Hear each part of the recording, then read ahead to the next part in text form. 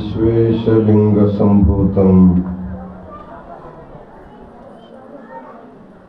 विश्वविद्याविबोधकं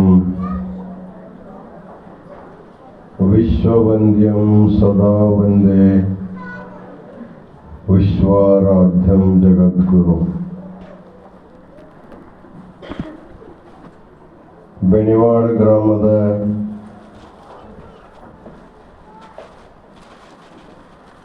ಈ ಧರ್ಮ ಪ್ರಚಾರ ದೌರಾದ ಮಂಗಲ ಮಹೋತ್ಸವದ ಧರ್ಮ ವೇದಿಕೆ ಮೇಲೆ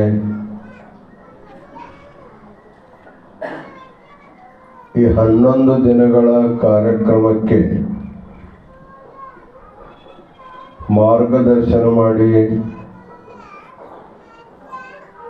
ಬಹುತೇಕ ಗ್ರಾಮಗಳಲ್ಲಿ ಉಪಸ್ಥಿತರಿದ್ದು ತಮ್ಮ ಅಮೂಲ್ಯವಾದ ಮಾರ್ಗದರ್ಶನವನ್ನು ಮಾಡುತ್ತಾ ಬಂದಿರುವ ಅನ್ನ ಬ್ರಹ್ಮರಂತಲೇ ಖ್ಯಾತರಾಗಿರುವ ಹುಕ್ಕೇರಿ ಗುರುಶಾಂತೇಶ್ವರ ಸಂಸ್ಥಾನ ಮಠದ ತಟಸ್ಥ ಬ್ರಹ್ಮ ಚಂದ್ರಶೇಖರ ಶಿವಾಚಾರ್ಯ ಸ್ವಾಮೀಜಿಯವರೇ, ಸಮಾರಂಭದಲ್ಲಿ ಉಪಸ್ಥಿತರಿರುವ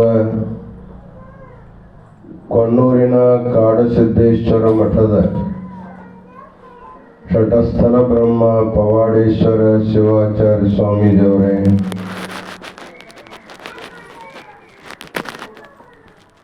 ಈಶ್ವರ ಪಂಡಿತಾರಾಧ್ಯ ಶಿವಾಚಾರ್ಯ ಸ್ವಾಮೀಜಿಯವರೇ, ಈ 11 ದಿನಗಳ ಕಾಲ ತಮ್ಮ ಎಲ್ಲ ಸಂಸಾರದ ವ್ಯವಹಾರಗಳನ್ನು ಬದಿಗಿರಿಸಿ ಹಗಲು ರಾತ್ರಿ ಎನ್ನದೆ ತಮ್ಮ ಮಗನನ್ನು ಕೂಡ ಜೊತೆಗೆ ಕರೆದುಕೊಂಡು ಈ ಧರ್ಮ ಪ್ರಚಾರದ ದೌರಾ ಕಾರ್ಯಕ್ರಮವನ್ನು ಅತ್ಯಂತ ಸುಂದರವಾಗಿ ಪೂರ್ಣಗೊಳಿಸುತ್ತಿರುವ ಸೂರ್ಯಕಾಂತ್ ಗೀತಾಂಜಲಿ ಹಾಗೂ ತ್ರಿಗುಣ ಪರಿವಾರದ ದಂಪತಿಗಳವರೇ, ಈ ಊರಿನ ಎಲ್ಲ ಸಂಘ ಸಂಸ್ಥೆಗಳ ಎಲ್ಲ ಧರ್ಮೀಯ ಸಮಸ್ತ ಸದ್ಭಕ್ತರೇ, ಜಗದ್ಗುರುಗಳ ಸಾರೋಟ ಮಹೋತ್ಸವ ಹಾಗೂ ಗ್ರಂಥೋತ್ಸವದಲ್ಲಿ ಶ್ರದ್ಧೆಯಿಂದ ಪಾಲ್ಗೊಂಡಿರುವ ಎಲ್ಲ ತಾಯಂದಿರೇ, ಬೆಣಿವಾಡ ಗ್ರಾಮವನ್ನು ನೋಡಲಿಕ್ಕೆ ಇಡೀ ದೇಶವೇ ಈ ಊರಿಗೆ ಬರುವಂತೆ ನೈಸರ್ಗಿಕವಾಗಿರ್ತಕ್ಕಂತಹ ಚಂದರ ವನವನ್ನು ತಯಾರು ಮಾಡಿರ್ತಕ್ಕಂತಹ ಅಶೋಕ್ ಪಾಟೀಲ್ ರವರೇ, ಸೇರಿರುವ ಸಮಸ್ತ ಸದ್ಭಕ್ತರೇ ಹಾಗೂ ಮುದ್ದು ಮಕ್ಕಳೇ,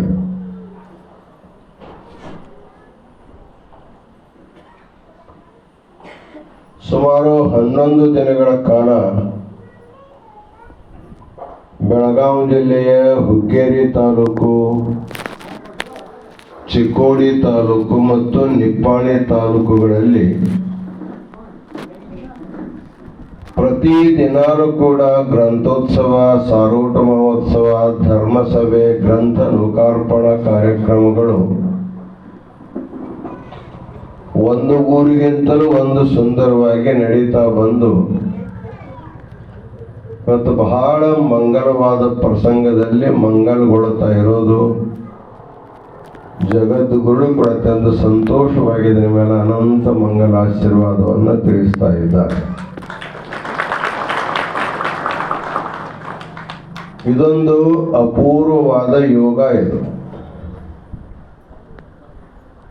ಯೋಗ ಅಂದ್ರೆ ಕೂಡೋದು ಅಂತ ಅರ್ಥ. ಗುರು ಶಿಷ್ಯರ ಯೋಗ ಇದು. ಗುರು ಶಿಷ್ಯರ ಯೋಗವಾಗಬೇಕಾದ್ರೆ ಗುರು ಇದ್ದಲ್ಲೇ ಶಿಷ್ಯರಾದರೂ ಹೋಗಬೇಕು, ಅಥವಾ ಶಿಷ್ಯ ಇದ್ದಲ್ಲಿಗೆ ಗುರುವಾದರೂ ಬರಬೇಕು. ಈ ಎರಡೂ ಪ್ರಕಾರದ ಸಂಪ್ರದಾಯಗಳು ನಮ್ಮ ಭಾರತೀಯ ಸಂಸ್ಕೃತಿಯಲ್ಲಿ ಇದ್ದಾವೆ. ಈಗಾಗಲೇ ಹುಕ್ಕೇರಿ ಸ್ವಾಮಿ ಒಂದು ಮಾತನ್ನು ಹೇಳಿದರು. ಪರಶಿವನ ಆದೇಶದ ಮೇರೆಗೆ ಜಾಗತಿಕ ಧರ್ಮವಾಗಿರ್ತಕ್ಕಂತಹ ಮನುಕುಲವನ್ನೇ ಉದ್ಧಾರ ಮಾಡುವ ಧ್ಯೇಯೋದ್ದೇಶಗಳನ್ನು ಹೊಂದಿರತಕ್ಕಂತಹ ಸನಾತನ ವೀರಶೈವ ಧರ್ಮವನ್ನು ಸ್ಥಾಪನೆ ಮಾಡುವುದಕ್ಕಾಗಿ ಶಿವ ತನ್ನ ಪಂಚಗಣರಿಗೆ ಆಚಾರ್ಯ ದೀಕ್ಷೆಯನ್ನು ಕೊಟ್ಟು ಜಗದ್ಗುರುತ್ವಾಧಿಕಾರವನ್ನು ಅನುಗ್ರಹಿಸಿ ಭೂಲೋಕಕ್ಕೆ ಕಳಿಸಿಕೊಡ್ತಾನೆ. ಬಂದಿರುವಂತಹ ಪರಮಾಚಾರ್ಯರು ಎಲ್ಲೇ ಲಿಂಗೋದ್ಭವರಾದರೂ ಅಲ್ಲೇ ಪೀಠವನ್ನು ಸ್ಥಾಪನೆ ಮಾಡಿದ್ದಾರೆ. ಕೆಲವೊಂದು ಕಡೆ ಭಿನ್ನ ಸ್ಥಾನಗಳಲ್ಲಿ ಕೂಡ ಆಗಿದ್ದಾರೆ. ಉದ್ಭವ ಆಗಿರ್ತಕ್ಕಂಥ ಸ್ಥಾನದೊಳಗೆ ಅವರ ಲಿಂಗಲೀಲಾ ವೈಭವವನ್ನು ಕಂಡು ಬೇಕಾದಷ್ಟು ಜನರು ಅವರಿಗೆ ದರ್ಶನಕ್ಕಾಗಿ ಬಂದಂಥ ಸನ್ನಿವೇಶ ಇದ್ರೂ ಕೂಡ ಅವರಿಗೆಲ್ಲರಿಗೂ ದರ್ಶನ ಆಶೀರ್ವಾದವನ್ನು ಕೊಟ್ಟು ಪ್ರಾಯ ನಮ್ಮ ಪಂಚಪೀಠದ ಎಲ್ಲಾ ಜಗದ್ಗುರುಗಳು ರೇಣುಕಾಚಾರ್ಯರು ಅಗಸ್ತ್ಯಾಶ್ರಮಕ್ಕೆ ಬರ್ತಾರೆ, ದಾರುಕಾಚಾರ್ಯರು ನಮ್ಮ ದಧೀಜಿ ಮಹರ್ಷಿ ಆಶ್ರಮಕ್ಕೆ ಬರ್ತಾರೆ, ಘಂಟಾಕರ್ಣ ಶಿವಾಚಾರ್ಯರು ವ್ಯಾಸನ ಆಶ್ರಮಕ್ಕೆ ಬರ್ತಾರೆ, ಧೇನುಕರ್ಣ ಶಿವಾಚಾರ್ಯರು ಸಾನಂದನ ಆಶ್ರಮಕ್ಕೆ ಬರ್ತಾರೆ, ವಿಶ್ವಕರ್ಣ ಆಚಾರ್ಯರು ದೂರ್ವಾಸನ ಆಶ್ರಮಕ್ಕೆ ತಾವಾಗಿ ಬಂದು ಉಪದೇಶ ಮಾಡಿರುವಂತ ಒಂದು ಸನ್ನಿವೇಶ ಇದೆ. ಇದರ ಬಗ್ಗೆ ನಾವು ಈ ಗ್ರಂಥದಲ್ಲಿ ಚಿಂತನೆ ಮಾಡಿದ್ದೇವೆ. ಸ ಗುರುಮೇವಾಭಿಗಚ್ಚೇತ್ ಸಮಿತ್ಪಾಣಿ ಶ್ರೋತ್ರಿಯಂ ಬ್ರಹ್ಮನಿಷ್ಠಂ. ತನ್ನ ಜಿಜ್ಞಾಸೆಯನ್ನ ತಣಿಸ್ಕೋಬೇಕಾದ್ರೆ, ಗುರುವಿನಿಂದ ಜ್ಞಾನವನ್ನ ಪಡ್ಕೋಬೇಕಾದ್ರೆ ಗುರುವನ್ನ ಅರಿಸಿಕೊಂಡು ಶಿಷ್ಯ ಹೋಗ್ಬೇಕು. ಅಷ್ಟೇ ಅಲ್ಲ, ಸೇವೇತ ಪರಮಾಚಾರ್ಯಂ ಶಿಷ್ಯೋ ಭಕ್ತಿ ಭಯಾನ್ವಿತ ಷಣ್ಮಾಸಾನ್ ವತ್ಸರಂ ವಾಪಿ ಯಾವದೇಶ ಪ್ರಸೀದತಿ. ಗುರುವಿನ ಹತ್ರ ಹೋದ ಮೇಲೆ ಅವ ಪ್ರಸನ್ನ ಆಗುವವರೆಗೆ ಅವನ ಸೇವೆಯನ್ನು ಮಾಡಿ ಆಪ್ತ ಅಂಗ ಸ್ಥಾನ ಸದ್ಭಾವಗಳ ಸೇವೆಯನ್ನು ಮಾಡಿ ಅವರ ಪ್ರಸನ್ನರಾದ ಮೇಲೆ ತನ್ನ ವಿಚಾರವನ್ನು ಹೇಳಿ ತಿಳ್ಕೋಬೇಕನ್ನುವಂತ ಒಂದು ಸಿದ್ಧಾಂತ. ಇದು ಒಂದು ಶಿಷ್ಟಾಚಾರ ಅಂತ ಕರೆಸಿಕೊಳ್ಳುತ್ತೆ. ಹೀಗಿದ್ರೂ ಕೂಡ ಈ ಪಂಚಪೀಠದ ಆಚಾರ್ಯರು ಋಷಿಗಳು ತಾವಿದ್ದಲ್ಲಿಗೆ ಬರ್ಬೇಕಂತಕ್ಕಂತ ಪ್ರತೀಕ್ಷೆ ಮಾಡಿ ಕೊಡಲಾರ್ದನೆ ತಾವೇ ಹೆಂಗ ಹೋದ್ರು ಅಂತ ತಿಳ್ಕೊಂಡು ಕೇಳಿದ್ರೆ, ತಾವೇ ಹೋಗುವಂತಹದ್ದು ಕೂಡ ಉದಾರವಾದ ಸಂಸ್ಕೃತಿ ಇದು. ಈ ಉದಾಹರಣಾರ್ಥವಾಗಿ ಮಳೆ ನೀವಿದ್ದಲ್ಲಿ ಬರ್ತದ, ಮಳೆ ಇದ್ದಲ್ಲಿ ನೀವು ಹೋಗ್ತಿರೋ. ನೀವಿದ್ದಲ್ಲಿಗೆ ಮಳೆ ಬರ್ತದ. ಮಳೆ ಹಳ್ಳಗಳು ನೀವಿದ್ದಲ್ಲಿಗೆನೆ ಹರ್ಕೋಂತ ಬರ್ತಾವೆ. ನಿಮ್ಮೆಲ್ಲರನ್ನು ಬದುಕಿಸ್ತಕ್ಕಂಥ ಗಾಳಿ ತಾನಾಗಿ ನೀವಿದ್ದಲ್ಲ ಕಡೆ ಬರ್ತದೆ. ಸೂರ್ಯನ ಬೆಳಕು ಕೂಡ ಅಷ್ಟು ದೂರಿಂದ ನೀವಿದ್ದಲ್ಲಿಗೆ ಬರ್ತದೆ. ಚಂದ್ರನ ಬೆಳಕು ಬರ್ತದೆ. ಹೀಗೆ ಸೃಷ್ಟಿಯಲ್ಲಿ ಪರಮಾತ್ಮ, ಇದೆಲ್ಲ ಪರಮಾತ್ಮನೇ. ಭೂಮಿನೂ ಪರಮಾತ್ಮನೇ, ಗಾಳಿನೂ ಪರಮಾತ್ಮನೇ, ನೀರನು ಪರಮಾತ್ಮನೇ, ಅಗ್ನಿನೂ ಪರಮಾತ್ಮನೇ. ಜಗತ್ತಿನ ಜೀವಿಗಳನ್ನ ಬದುಕಿಸುವುದಕ್ಕಾಗಿ ಪಂಚಮಹಾಭೂತಗಳ ರೂಪದಲ್ಲಿ ಪರಮಾತ್ಮ ನಾವಿದ್ದಲ್ಲಿಗೆ ಹೇಗೆ ಬರ್ತಾನೋ ನಮ್ಮನ್ನು ಬದುಕಿಸಲಿಕ್ಕೆ, ಹಾಗ ಅದೇ ಪರಮಾತ್ಮನೇ ಗುರುವಾಗಿ ಬಂದಿರುವುದರಿಂದ ನಾವು ಬರೇ ಬದುಕೊಂಡಿರೋದು ಬಹಳ ಮುಖ್ಯ ಅಲ್ಲ. ನಮಗೆ 2 ಹೊತ್ತು ಊಟ ಸಾಯುಧನೆ ಸಿಕ್ತು ಅಂದ್ರೆ ಅದು ಮುಖ್ಯ ಅಲ್ಲ. ಉಡ್ಲಿಕ್ಕೆ ಬಹಳ ಬೆಲೆ ಬಾಳ್ತಕ್ಕಂಥ ಬಟ್ಟೆ ಸಿಕ್ತು ಅಂದ್ರೆ ಅದೇ ಜೀವನಕ್ಕೆ ಕೊನೆಯದಲ್ಲ. ಆಭರಣಗಳೇ ಮುಖ್ಯ ಅಲ್ಲ. ಇವೆಲ್ಲ ಸುಮ್ಮನೆ ನಮ್ಮ ಬದುಕೈಕ್ ಒಂದು ಆಶ್ರಯ ಇದ್ದಾಗ. ಆದ್ರೆ ಮನುಷ್ಯ ಬದುಕುವುದು ಎದಕ್ಕೆ ಅಂದ್ರೆ ಬದುಕನ್ನ ಸಾರ್ಥಕ ಮಾಡಿಕೊಳ್ಳಿಕ್ಕೆ ಜ್ಞಾನವನ್ನ ಪಡ್ಕೊಂಡಾಗ ಮಾತ್ರ ಅವನ ಜೀವನ ಸಾರ್ಥಕ ಆಗತ್ತಂತ ತಿಳ್ಕೊಂಡು ಆ ಜ್ಞಾನವನ್ನು ಕೊಡ್ಲಿಕ್ಕೂ ಕೂಡ ಪರಮಾತ್ಮನೇ ಗುರುವಾಗಿ ನಮ್ಮ ಹತ್ರ ಬರ್ತಾನ ಅನ್ನುವುದಕ್ಕೆ ಹಿಂದಿನ ಅನೇಕ ಉದಾಹರಣೆಗಳಿದಾವೆ. ಆ ಉದಾಹರಣೆಗಳನ್ನೇ ಇಟ್ಟುಕೊಂಡು ಈ ಭಾಗದ ಎಲ್ಲ ಹರಗುರು ಚರಮೂರ್ತಿಗಳನ್ನು ನಿಮಿತ್ತ ಮಾಡಿಕೊಂಡು ಸೂರ್ಯಕಾಂತ ನಾಯಕ್ ದಂಪತಿಗಳನ್ನು ಮುಂದಿಟ್ಟುಕೊಂಡು ಜಗದ್ಗುರು ನಿಮ್ಮೂರಿಗೆ ಬಂದಾಗ ಅಂದ್ರೆ ಇದೇನು ಹೊಸದೇನಲ್ಲ, ಇದು ಹಳೆದನ್ನೇ ಮತ್ತೆ ರಿಪೀಟ್ ಮಾಡಿದ ಹಾಗೆ ಅನ್ನುವಂಥ ಮಾತನ್ನು ಕೂಡ ನಾವು ಅರ್ಥ ಮಾಡ್ಕೋಬೇಕು. ಜಗದ್ಗುರುಗಳ ಈ ಧರ್ಮ ಪ್ರಚಾರದ ಮುಖ್ಯ ಉದ್ದೇಶ ಏನು ಅಂತ ತಿಳ್ಕೊಂಡು ಕೇಳಿದ್ರೆ, ಸಾಮಾನ್ಯವಾಗಿ ಎಲ್ಲರೂ ತಮ್ಮ ಲೌಕಿಕವಾದ ಬದುಕಿನೊಳಗ ಧರ್ಮ ಅಂದ್ರೆ ಏನು, ಧರ್ಮ ಏನೇನು ಹೇಳುತ್ತನ್ನೋದನ್ನ ಅವ್ರಿಗೆಲ್ಲ ಓದ್ಲಿಕ್ಕೂ ಟೈಮ್ ಇರೋಂಗಿಲ್ಲ, ಕೇಳಲಿಕ್ಕೂ ಟೈಮ್ ಇರೋದಿಲ್ಲ ಅಂತ ತಿಳ್ಕೊಂಡು ಜಗತ್ತಿಗೆ ಅನ್ನ ಕೊಡತಕ್ಕಂಥ ರೈತನಿಗೆ ಜ್ಞಾನವನ್ನು ನಾವು ಹೋಗಿ ಕೊಡಬೇಕನ್ನುವಂಥ ಭಾವದಲ್ಲಿ ಜಗದ್ಗುರುಗಳು 11 ದಿನಗಳ ಕಾಲ ಈ ಪರಿಸರದಲ್ಲಿ ನಾವೆಲ್ಲ ಸಂಚಾರ ಮಾಡಿದ್ದೇವೆ. ಬಹುತೇಕ ಎಲ್ಲಾ ಗ್ರಾಮಗಳಲ್ಲಿ ಜಗದ್ಗುರುಗಳನ್ನ ಸ್ವಾಗತ ಮಾಡತಕ್ಕಂಥ ಉತ್ಕಟವಾದ ಬಯಕೆ, ಅವ್ರು ಮಾಡ್ತಕ್ಕಂಥ ಸೇವೆ, ಇವೆಲ್ಲವನ್ನು ನೋಡಿದ್ರೆ ಹೆಂಗ ನಮ್ಮ ತ್ರಿಗುಣಗ ನಮ್ಮನ್ನು ಬಿಟ್ಟು ಹೋಗ್ಬಾರ್ದು ಅನ್ಸಕತ್ತದಲ್ಲ, ಹಂಗ ನಮಗೂ ಈ ಬೆಳಗಾವಿ ಜಿಲ್ಲಾ ಬಿಟ್ಟ ಹೋಗ್ಬಾರ್ದು ಅಂತ ನಮಗೂ ಅನಿಸ್ತಾರೆ. ಅಂದ್ರೆ ಅರ್ಥ ಏನು ಅಂದ್ರೆ ಇಷ್ಟು ಅನ್ಯೋನ್ಯತೆ ಗುರುಗಳಲ್ಲೇ ಮತ್ತು ಶಿಷ್ಯರಿರ್ತಕ್ಕಂಥ ಅನ್ಯೋನ್ಯತೆ ಬೆಳೆದು ಬಂದಾಗ ಈ ಆತ್ಮೀಯತೆ ಇರ್ತದನ್ನುವಂಥ ಮಾತನ್ನ ಸ್ವಲ್ಪ ಸಾಂಕೇತಿಕವಾಗಿ ತಿಳಿಸಿ ಇವತ್ತು ಮುಖ್ಯವಾಗಿ ಬಿಡುಗಡೆ ಆಗಿರ್ತಕ್ಕಂಥ ಗ್ರಂಥದ ಬಗ್ಗೆ 2 ಮಾತುಗಳನ್ನು ಹೇಳ್ತಾ ಇದ್ದೇವೆ. ಇದು ಪಂಚಸೂತ್ರೀಯ ಪ್ರವಚನ ಗ್ರಂಥ. ಇದು ಸಾಮಾನ್ಯವಾಗಿ ಸೂತ್ರ ಸಾಹಿತ್ಯ ಅನ್ನುವಂಥದ್ದು ನಮ್ಮ ದೇಶದಲ್ಲಿ ಬಹಳ ಪ್ರಾಚೀನವಾಗಿರುವಂಥದ್ದು. ನಾವೇನಾದ್ರೂ ಭಾಷೆ ಕಲಿಬೇಕಾದ್ರೆ ನಮಗೆ ವ್ಯಾಕರಣ ಅನ್ನುವಂಥದ್ದು ಬೇಕಾಗ್ತದೆ. ಲಿಂಗ ಜ್ಞಾನ ಬೇಕು, ಶಬ್ದಗಳ ವಿಭಕ್ತಿ ಜ್ಞಾನ ಬೇಕಂದ್ರೆ ವ್ಯಾಕರಣ ಬೇಕಾಗ್ತಲ್ಲ. ಹಾಗೆ ಜಗತ್ತಿಗೆ ವ್ಯಾಕರಣ ಶಾಸ್ತ್ರವನ್ನ, ಭಾಷಾ ವಿಜ್ಞಾನ ಕಲಿಸುವುದಕ್ಕಾಗಿ ಮೊಟ್ಟ ಮೊದಲು ಪರಮಾತ್ಮನೇ ತನ್ನ ಡಮರುಗವನ್ನ ಬಾರಿಸುವುದರ ಮೂಲಕ ಅದರ ಧ್ವನಿಯಿಂದ 14 ಸೂತ್ರಗಳನ್ನ ಜಗತ್ತಿಗೆ ಕೊಡ್ತಾರೆ. ಆ ಸೂತ್ರಗಳನ್ನೇ ಬಳಸಿಕೊಂಡು ಪತಂಜಲಿ ಮರಳು ವ್ಯಾಕರಣ ಶಾಸ್ತ್ರವನ್ನು ಬರೆದ್ರು ಅನ್ನುವಂಥ ಮಾತು ಬರುತ್ತಲ್ಲ. ಹಾಗೆ ಮಾತನಾಡಿಕೆ ಕಲಿಸ್ಲಿಕ್ಕೇನೆ ಪರಮಾತ್ಮನೇ ಸೂತ್ರವನ್ನು ಕಲಿಸಿಕೊಟ್ಟ.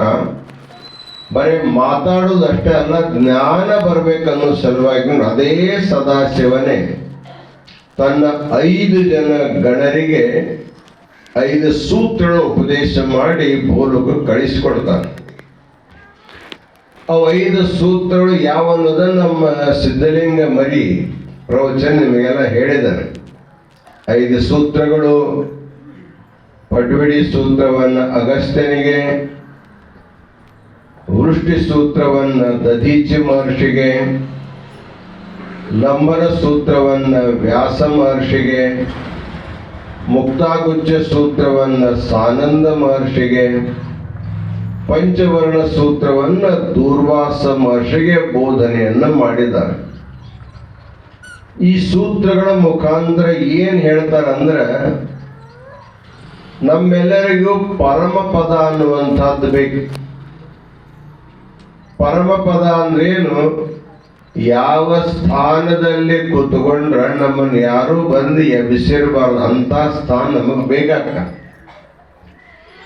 ಆದ್ರೆ ಇಲ್ಲಿವರೆಗೆ ಎಂದು ಜಗತ್ತು ಹುಟ್ಟೇದ ಅಂದ್ರಿಂದ ಇಲ್ಲಿವರೆಗೆ ನಾವು ನಮ್ಮ ಜಾಗದಾಗ ಕುಂತಿಲ್ಲ, ಬೇರೆಯವ್ರ ಜಾಗದಾಗ ಕುಂತೀವಿ ಅಂತ ತಿಳ್ಕೊಂಡು ನಮ್ಮನ್ನಂಗೆ ಎಬ್ಬಿಸ್ಕೋಂತ ಬಂದಾರ, ನಾವು ಎದ್ಕೋಂತ ಬಂದೀವಿ. ಪುನರಪಿ ಜನನಂ ಪುನರಪಿ ಮರಣಂ ಅಂತಕ್ಕಂಥ ಈ ಸಂಸಾರ ಚಕ್ರದಲ್ಲಿ ಆ ಊರು ಬಿಟ್ಟು ಊರಿಗೆ ಈ ಜನ್ಮ ಬಿಟ್ಟು ಆ ಜನ್ಮಕ್ಕೆ ತಿರ್ಕೋಂತನ ಬಂದೀವಿ. ಅದಕ್ಕೆ ಜಗದ್ಗುರು ರೇಣುಗುರು ಅಗಸ್ತ್ಯರಿಗೆ ಹೇಳ್ತಾರೆ, ನೀನು ಇಂಥ ಸ್ಥಾನದಲ್ಲಿ ಕೂಡಿರ್ಬೇಕು, ನಿನ್ನನ್ನು ಯಾರು ಬಂದು ಎಬ್ಬಿಸಿರಬಾರ್ದು ಅಂತ ಸ್ಥಾನವನ್ನು ಪದ್ವಿಧಿ ಸೂತ್ರದ ಮೂಲಕವಾಗಿ ಹೇಳ್ತಾರ. ಹಾಗಾದ್ರೆ ಅಂಥ ಸ್ಥಾನ ಯಾವುದು? ಅದಕ್ಕೆ ನಾವು ಮುಕ್ತಿ ಸ್ಥಾನ, ಅದಕ್ಕೆ ಕೈವಲ್ಯ ಸ್ಥಾನ, ಅದಕ್ಕನ ಅಪವರ್ಗ ಸ್ಥಾನ ಅಂತ ತಿಳ್ಕೊಂಡು ಶಾಸ್ತ್ರದಲ್ಲಿ ಕರ್ಕೊಂಬಂದ. ಒಂದು ಹಿಂದೆ ಎಲ್ಲಿ ಒಂದು ಉಕ್ತಿ ಬರ್ತದೆ, ಖಾನಾ ಹೋ ತೋ ಐಸಾ ಖಾವೋ ಪೇಟ್ ನ ಕಹೆ ಕುಟ್ ಕುಟ್, बोलना हो तो ऐसा बोलो कोई न कहे झूठ, बैठना हो तो ऐसा बैठो कोई न कहे ऊट. ಉಡ್ಬೇಕಾದ್ರೆ ಹ್ಯಾಗ ಉಡ್ಬೇಕಂದ್ರೆ ಹೊಟ್ಟೆ ಕೆಡ್ಲಾರ್ದಂಗೆ ಉಡ್ಬೇಕು. ಇದು ಉಣ್ಣುವ ಪದ್ಧತಿ. ಆದ್ರೆ ಬಹಳ ಜನರಿಗೆ ಉಣ್ಣಕ್ಕೂ ಬರಂಗಿಲ್ಲ, ಹೊಟ್ಟೆ ಕೆಡಿಸ್ಕೊಂಡು ಡಾಕ್ಟರ್ ಕಡೆ ಹೋಗೋದು ತಪ್ಪಂಗಿಲ್ಲ. ಎರಡನೇ ಮಾತು ಹೇಳ್ತಾರವರು, ಬೋಲ್ನಾ ಹೋತೋ ಐಸಾ ಬೋಲೋ ಕೋಯಿ ನ ಕಹೆ ಝೂಟ್. ದೇವರು ಬಾಯಿ ಕೊಟ್ಟಾನಂತ ತಿಳ್ಕೊಂಡು ಏನಾರ ಮಾತಾಡಬಾರದು, ಒಳ್ಳೆ ಮಾತಾಡಬೇಕು, ಸತ್ಯವನ್ನೇ ಮಾತಾಡಬೇಕು, ಸತ್ಯವಾದ ಶಿವನ ಬಗ್ಗೆನೇ ಮಾತಾಡಬೇಕು ಹೊರತಾಗಿ ಉಳಿದ ಮಾತುಗಳನ್ನು ಮಾತಾಡಬಾರದು ಅಂತ. ಇನ್ನು ಕೊನೆವಾದ ಬಹಳ ಮುಖ್ಯ ಅಂದ್ರೆ, ಬೈಠನಾ ಹೋತೋ ಐಸಾ ಬೈಟೋ ಕೊಯ್ಯಿನ ಕಹೆ ಊಟ. ಕೂಡಿರ್ಬೇಕಾದ್ರೆ ಎಂಥ ಜಾಗದಾಗ ಕೂಡಿರ್ಬೇಕಂತ ಯಾರು ಬಂದು ಏಳು ಅಂದಿರಬಾರ್ದು, ಅಂಥ ಜಾಗದಾಗ ಕೂಡಿರ್ಬೇಕು ಅಂತ ಹೇಳ್ತಾರೆ. ಅದಕ್ಕನೆ ಪದಭ್ರಷ್ಟಾನ ಶೋಭಂತೆ ದಂತ ಕೇಶ ನಖ ನರಾಹ ಇತಿ ವಿಜ್ಞಾಯ ಮತಿಮಾನ್ ಸ್ವಪದಂ ನ ಪರಿತ್ಯಜೇತ್. ಯಾರು ತನ್ನ ಜಾಗದಾಗ ಇರ್ತಾರೆ ಅವ್ರಿಗೆ ಅದ್ದಷ್ಟು ಕಿಮ್ಮತ್ತು ಸ್ಥಾನ ಬಿಟ್ಟವ್ರಿಗೆ ಇರಂಗಿಲ್ಲ.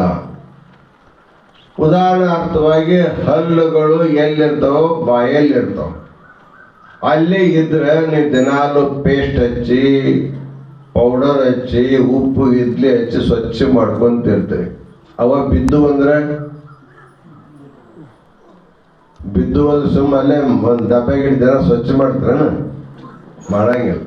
ಅದಕ್ಕೆ ಸಗಣಿ ಹಚ್ಚಿ ಮಾಳಿಗೆ ಮೇಲೆ ಹೋಗಿತ್ತ. ಅದೇ ಹಲ್ಲು ಬಾಯಾಗಿದ್ದ ನಿಮ್ಮ ಬಾಯಿಗೆ ಸಗಣಿ ಅಂದ್ರೆ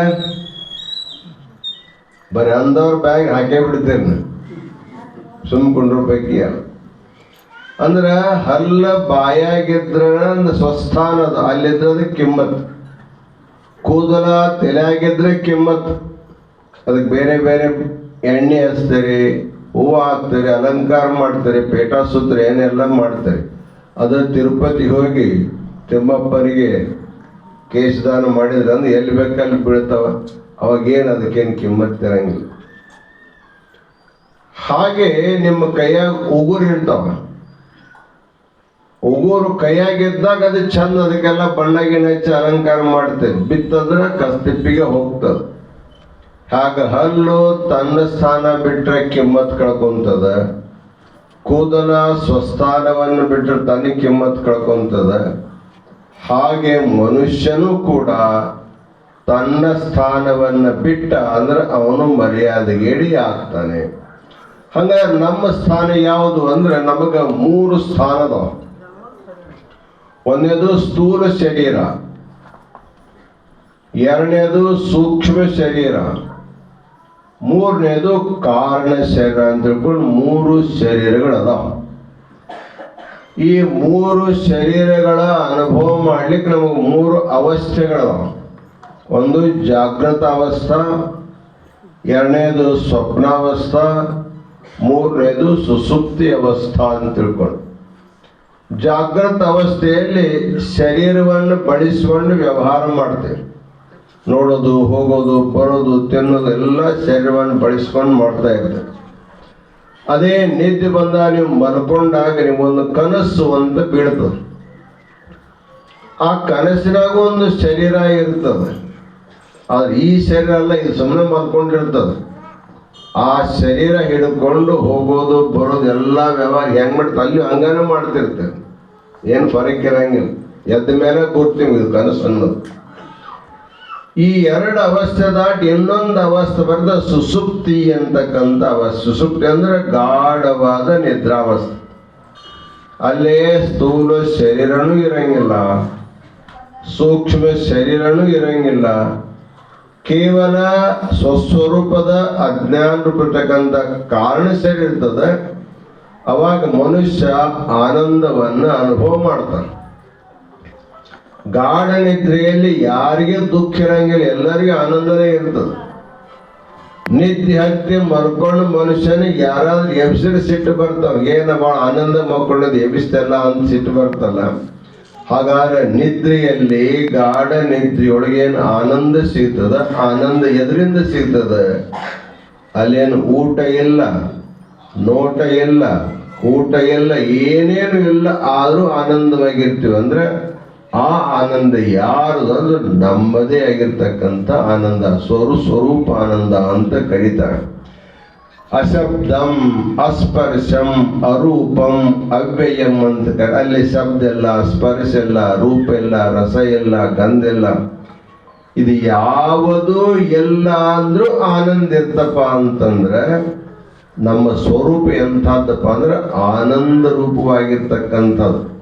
ಅದಕ್ಕೆ ಆತ್ಮ ಹೇಗಿದ್ದಾನಂದ್ರೆ ಸತ್ತು ಚಿತ್ತು ಆನಂದ ನಿತ್ಯ ಪರಿಪೂರ್ಣ ಅಂತ ಹೇಳ್ತಾರೆ.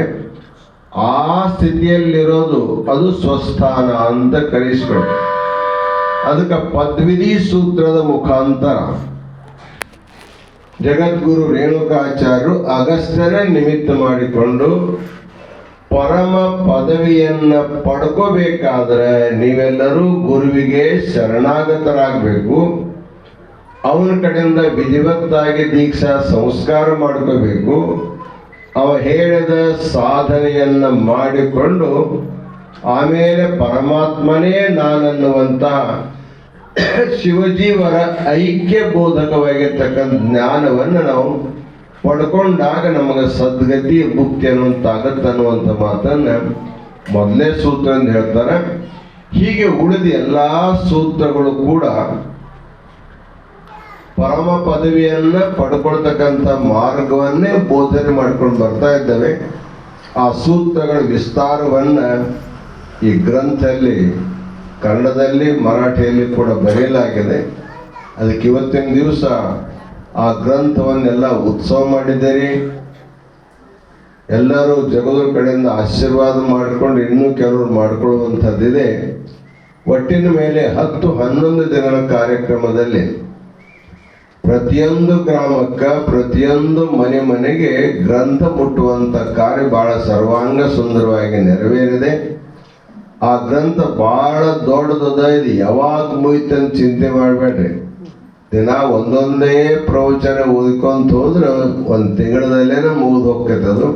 ಅದಕ್ಕೆ ಪ್ರತಿಯೊಬ್ಬರು ಕೂಡ ಅದನ್ನು ಸ್ವಾಧ್ಯಾಯ ಮಾಡಿ ಸದ್ಗತಿಯನ್ನು ಪಡೆದುಕೊಳ್ತಕ್ಕಂಥ ಜಗದ್ಗುರು ಪಂಚಾಚಾರ್ಯರೇ ಈ ಪುಸ್ತಕ ಅಂದ್ರೆ ಮಾತನಾಡುವ ಪಂಚಾಚಾರ್ಯ ನಿಮ್ಮನೆಗೆ ಬಂದ ಹಾಗೆ ಅನ್ನುವಂಥ ಭಾವ ಇಟ್ಟುಕೊಂಡು ಅದನ್ನೆಲ್ಲ ಅಭ್ಯಾಸ ಮಾಡ್ಬೇಕನ್ನುವಂಥ ಮಾತನ್ನು ತಿಳಿಸ್ತಾ ಈ 10 ದಿನದ ಕಾರ್ಯಕ್ರಮ ಬಹಳ ಸರ್ವಾಂಗ ಸುಂದರವಾಗಿ ನೆರವೇರಿದ್ದಾವೆ. ವಿಶೇಷವಾಗಿ ಈ ಭಾಗದ ಎಲ್ಲ ಹರಗುರು ಚರಮೂರ್ತಿಗಳು ಆರೂಢ ಮಠದವರು ಕೂಡ ಇದರಲ್ಲಿ ಪಾಲ್ಗೊಂಡು ಆನಂದವನ್ನು ಪಡ್ಕೊಂಡಿದ್ದಾರೆ. ವಿಶೇಷವಾಗಿ ಈ ಧರ್ಮರಥದ ಸಾರಥಿ ಯಾರಪ್ಪ, ನಮ್ಮ ಚಂದ್ರಶೇಖರ ಶಿವಾಚಾರ್ಯ ಸ್ವಾಮಿಗಳ ಸಾರಥಿಯಾಗಿ ಇದನ್ನ ಪ್ರಾರಂಭ ಆಗಿದ್ದನು ಅವರ ನೇತೃತ್ವದಲ್ಲೇನೆ ಹುಕ್ಕೇರಿ ಗುರುಶಾಂತರ ಮಠದಲ್ಲಿ ಪ್ರಾರಂಭ ಆಯಿತು. ಈ ಮಂಗನು ಕೂಡ ಅವರು ಉಪಸ್ಥಿತಿಯಲ್ಲಿ ಆಗ್ತಿರೋದ್ರಿಂದ ಪ್ರಾರಂಭ ಮತ್ತು ಮುಕ್ತಾಯವನ್ನು ಸರ್ವಾಂಗ ಸುಂದರ ಮಾಡಿರ್ತಕ್ಕಂಥ ಸ್ವಾಮಿಗಳಿಗೆ ಅನಂತ ಮಂಗಲಾಸ್ತಿಗಳನ್ನು ತಿಳಿಸ್ತಾ ಇದ್ದಾರೆ. ಅವರು ಕೆಲಸ ಬಹಳ ಪರಿಶ್ರಮದ ಕೆಲಸ ಅವ್ರು ಮಾಡುವಂಥದ್ದು. ನಾವೆಲ್ಲ 2 ದಿವಸ ಅಡ್ಡಾಡಿ ನೋಡ್ತಾ ಇದ್ದೇವೆ. ಅವ್ರು ಒಟ್ಟಿರ್ತಕ್ಕಂಥ ಕಟ್ಟಿಗೆ ಬಣಿವೆಗಳು, ಅಲ್ಲಿರ್ತಕ್ಕಂಥ ಅನ್ನ ಬ್ರಹ್ಮದ ವ್ಯವಸ್ಥೆ, ದಿನಾಲು ಸುಮಾರು 60ರಿಂದ 70-80 ಸಾವಿರ ಜನ ಮಕ್ಕಳಿಗೆ ಬೆಳಗ್ಗೆ ಹಾಲು ಒದಗಿಸ್ಕೊಡ್ತಾರೆ. ಮಧ್ಯಾಹ್ನ 1 ಗಂಟೆಗೆ ಬಿಸಿ ಊಟ ಕೊಡ್ತಕ್ಕಂಥ ಕೆಲಸ. ನಿಮ್ಮ ಮನೆಗೇನು 1 ಮಕ್ಕಳಿಗೇನು ಹಾಲು ಕುಡಿಸೋಳಗೆ ನಿಮ್ಗೆ ಸಾಕಾಗ್ತದೆ. ಅವ್ರು 1 ಅಲ್ಲ 2 ಅಲ್ಲ 80 ಸಾವಿರ ಮಕ್ಕಳಿಗೆ ದಿನಾಲು ಹೊತ್ತೊಂಡ್ರೆ ವ್ಯವಸ್ಥೆ ಮಾಡ್ಬೇಕಲ್ಲ. ಅದನ್ನ ನೋಡೇ ಆಶ್ಚರ್ಯ ಆಯ್ತು. ನಾವು ಜ್ಞಾನೋಪದೇಶ ಮಾಡೋದು ಬಹಳ ಸರಳ, ಅನ್ನ ಕೊಡೋದು ಬಹಳ ಕಠಿಣ ಕೆಲಸ. ಅದಕ್ಕೆ ಕಟ್ಟಿಗೆ ತರಬೇಕು, ಕೂಳು ತರಬೇಕು, ಗ್ಯಾಸ್ ತರಬೇಕು, ಅಕ್ಕಿ ತರಬೇಕು, ಕಾಯಿಪಲ್ಲೆ ತರಬೇಕು, ಕುದಿಸ್ಬೇಕು, ಮಾಡ್ಬೇಕು, ಕೊಟ್ಟು ಬರ್ಬೇಕು, ಮತ್ತು ತೊಳೆದಿಡ್ಬೇಕು. ಅದಕ್ಕೆ ಅನ್ನದಾನ, ಅದಕ್ಕೆ ಸಿದ್ಧಾಂತ ಸಿಕ್ಕ ಹೇಳ್ತಾರ, ನಾನ್ನ ತೋಯ ಸಮಂ ದಾನಂ. ಈ ಜಗತ್ತಿನಲ್ಲಿ ಏನೆಲ್ಲ ನೀವು ಕೊಡ್ಬೋದು, ಅದೆಲ್ಲಕ್ಕೂ ದೊಡ್ಡ ದಾನ ಯಾವುದಪ್ಪ ಅಂದ್ರೆ ಅನ್ನದಾನವೇ ಎಲ್ಲಕ್ಕಿಂತಲೂ ದೊಡ್ಡದು. ಯಾಕಂದ್ರೆ ಅನ್ನವೇ ಜೀವನಕ್ಕೆ ಮೂಲ.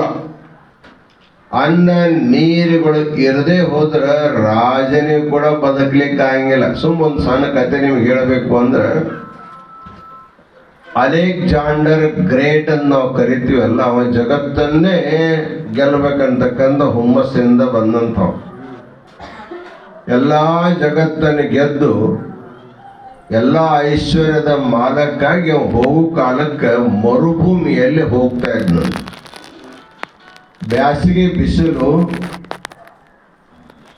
ಎಲ್ಲ ಅದು ಅವನ ಹತ್ರ ಕುಡಿಯಾಕ ನೀರಾಗಿದ್ದಿಲ್ಲ. ನಾವು ಏನ್ ಇಲ್ದಿದ್ರು ಬದುಕ್ಬೋದು, ನೀರಿರ್ಲಿಕ್ಕೆ ಬದುಕಲಿಕ್ಕೇನೆ ಆಗಂಗಿಲ್ಲ. ಆಪೋಮಯ ಪ್ರಾಣ ಅಂತ ಹೇಳ್ತಾರೆ. ಅವ ನೀರೆಲ್ಲಿ ಸಿಗ್ತಾವೋ ನೀರೆಲ್ಲಿ ತಿಳ್ಕೊಂಡು ನೀರಿಗೆ ಹಲಬ್ತಾ ಹೋಗೋ ಕಾಲಕ್ಕೆ ಎದುರಿಂದ ಒಬ್ಬ ಸನ್ಯಾಸಿ ಇವ್ರಂಗ ಒಂದು ಕಮ್ಮಣ್ಣದಲ್ಲಿ ನೀರು ಹಿಡ್ಕೊಂಡು ಬರ್ತಾ ಇದ್ದ. ಅದನ್ನ ನೋಡಿದ್ರು ಬಹಳ ಖುಷಿ ಆಯ್ತ, ನನ್ನ ಪ್ರಾಣ ಉಳಿತು ಅಂತ ನೀರು ನೋಡಿ. ಅವ್ರ ಸಮೀಪ ಬಂದು ಹೇಳ್ತಾನೆ, ನಾನು ನಿಮಗೆ ಒಂದು 10,000 ರೂಪಾಯಿ ಕೊಡ್ತೀನಿ, ನನಗೊಂದು ಬಗೆಸಿ ನೀರು ಕೊಡ್ರಿ ಅಂತ ಕೇಳಿದ. ಅವರಂದ್ರು ಕೊಡಂಗಿಲ್ಲ. ಅವನು ಬಹುತೇಕ ರೊಕ್ಕ ಕಡಿಮೆ ಆತನ ಅಂತ ತಿಳ್ಕೊಂಡು 20,000 ಕೊಡ್ತೇನೆ ಅಂತ. ಕೊಡಂಗಿಲ್ಲ ಅಂದ. 1 ಲಕ್ಷದಿಂದ ಕೊಡಂಗಿಲ್ಲ ಅಂದ. ಮತ್ತೆ ಎಷ್ಟು ಕೊಡ್ತಾರ ಗುರುತಿಲ್ಲ ಅಂತ ತಿಳ್ಕೊಂಡು ನಾವು ಹೇಳ್ದ, ನಾ ಏನಿಷ್ಟು ಗೆದ್ಕೊಂಡು ಬಂದಿನಲ್ಲ ಇದೆಲ್ಲಾನು ನಿಮ್ಗೆ ಅರ್ಪಣೆ ಮಾಡ್ತೇನೆ, ನೀರು ಕೊಡ್ರಿ ಅಂತ ತಿಳ್ಕೊಂಡು ಕೇಳ್ಕೊಂಡಾಗ ಅವಾಗ ಅವ್ರು ಅವನಿಗೆ ನೀರು ಕೊಟ್ಟರು. ನೀರು ಕುಡ್ದ, ಭಾಳ ಸಂತೋಷ ಆಯ್ತು.